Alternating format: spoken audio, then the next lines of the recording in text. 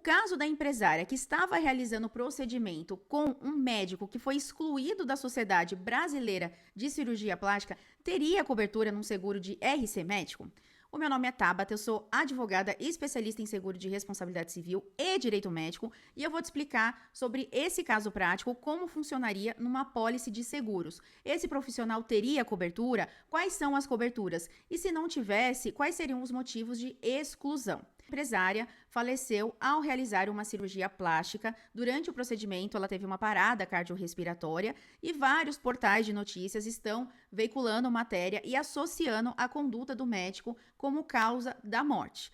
Antes de afirmarmos que ele cometeu algum erro, que ele foi negligente, imprudente ou imperito, nós vamos precisar aguardar um longo processo com perícia para avaliar se ele de fato errou e se esse erro causou a morte da paciente. Porque toda cirurgia tem risco. O fato de um paciente morrer durante um procedimento cirúrgico não significa necessariamente que o médico errou. Sob o aspecto da Sociedade Brasileira de Cirurgia Plástica, esse médico peruano, ele revalidou o diploma dele no Brasil e ele tem registro da especialidade de cirurgia plástica no Conselho Federal de Medicina. Como você pode ver aqui na tela, ele tem número de RQE, ou seja, ele é um especialista, ele é um cirurgião plástico. Porque todos os médicos formados, a partir do momento que o profissional tem diploma, está inscrito no CRM, ele pode atuar em qualquer área da medicina. Ele pode, inclusive, realizar cirurgias plásticas sem ter a especialidade. Mas esse médico tinha especialidade, experiência nessa área, né, teve a formação acadêmica também nessa área, né, por ter o RQE,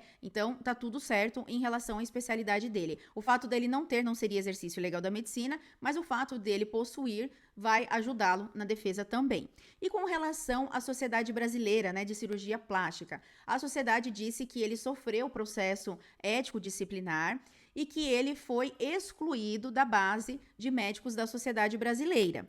Isso implica alguma coisa na cobertura dele, se ele tivesse uma apólice? Não. Ele continua com o exercício da profissão ativo, não está suspenso, não está cassado, e ele continua com o registro do RQE. Então, essa questão da Sociedade Brasileira é uma questão administrativa entre o médico e a associação. Não tem nenhuma relação com o exercício ilegal da medicina, com algum impedimento, com algum agravante de risco, porque caberia à seguradora fazer esse tipo de pergunta na aceitação. Você faz parte da Sociedade Brasileira de Cirurgiões Plásticos? Enfim, se ela não perguntou, se ela não procurou saber, é um problema dela. Isso não é um requisito para contratar o seguro, muito menos um requisito para ter cobertura no momento do sinistro. O que acontece nas seguradoras é que algumas delas, no caso de cirurgia plástica, a maioria, exige que o médico tenha RQE para ter cobertura. Como eu falei alguns minutos atrás, o médico não é obrigado a ter especialidade, ele pode atuar em qualquer área da medicina, mas a seguradora pode colocar as condições que ela quiser para aceitar um risco. Algumas colocam essa condição. Olha, eu só cubro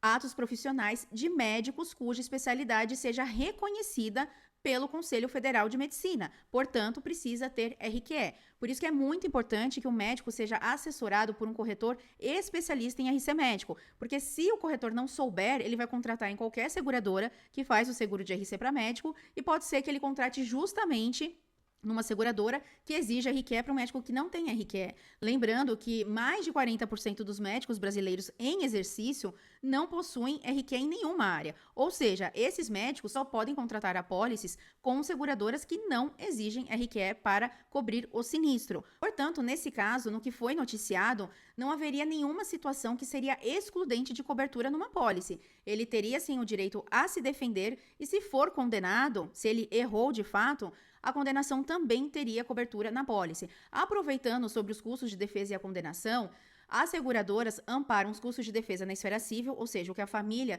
eventualmente vai ingressar pedindo uma indenização por conta da morte da empresária. Cobre também os custos de defesa na esfera criminal, porque a empresária faleceu, então ele pode responder também por homicídio culposo, e também ampara os custos de defesa na esfera administrativa disciplinar. Se ele sofrer uma sindicância, um processo ético disciplinar, ele também tem direito a contratar um advogado para defendê-lo e a seguradora também vai reembolsar esses valores. Esse é um caso que precisaria ter uma apólice de pelo menos R$ 1 milhão de cobertura, porque olha quantas esferas aí que ele pode vir a precisar contratar um advogado, ainda pode ser necessário também um assistente técnico da defesa, né, um médico perito para auxiliar o advogado, tem as custas custas judiciais, tem o perito judicial, tem a condenação que sofre juros, correção monetária e multa desde a citação. Então, uma condenação de 300 mil reais vira 750 mil lá na frente. Por isso que eu afirmo que esse tipo de risco precisa de, no mínimo, 1 milhão de cobertura. Porque ao somar o valor da potencial condenação